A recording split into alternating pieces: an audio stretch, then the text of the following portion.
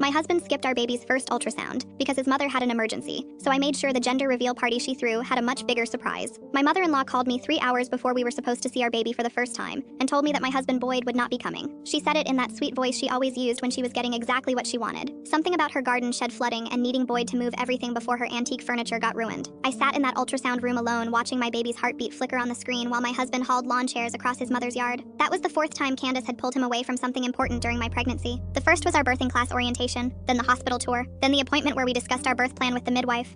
Every single time there was an emergency that only Boyd could handle. Her car made a funny noise. Her basement had a leak. Her neighbor's tree dropped a branch near her fence. I started keeping track in my phone because I wanted to see the pattern written down in front of me. Boyd always came home apologetic and tired. He would rub my feet and promise that he would be there for the next thing. His mother just needed him because she was alone and getting older, and what kind of son would abandon his widowed mother? I believed him for a while because I wanted to believe that I had married a good man. Then Candace announced she was throwing us a gender reveal party. She insisted on hosting it at her house with her friends and her decorations and her caterer. Boyd thought it was generous. I thought it was another way for her to be the center of attention during my pregnancy, but I smiled and said thank you because I was still trying to be the good daughter-in-law. The week before the party, I drove to Candace's house to drop off the sealed envelope from our doctor. She was supposed to give it to the baker so they could put the right color inside the cake. I had a spare key because Boyd insisted I should be able to come and go like family. I let myself in and heard voices coming from the kitchen. Candace was talking to her sister Maureen and they did not know I was there. I stood in the hallway and listened to my mother-in-law explain her entire strategy. She told Maureen that she had been creating emergencies on purpose to test Boyd's loyalty. She wanted to see if he would choose his wife over his mother, and she was thrilled that he kept choosing her. She laughed and said that once the baby came, she would have even more leverage because Boyd would never risk his child growing up without a grandmother. I walked back out the front door without making a sound. I sat in my car for 20 minutes trying to decide what to do. I could confront her and cause a scene. I could tell Boyd and watch him defend his mother like he always did. Or I could wait for the perfect moment to let the truth speak for itself. The gender reveal party had 40 guests, including Boyd's entire extended family and all of Candace's book club friends. She had outdone herself with pink and blue streamers and a massive cake shaped like a baby carriage. Everyone gathered around while Boyd held my hand, and Candace positioned herself right next to us for the photos.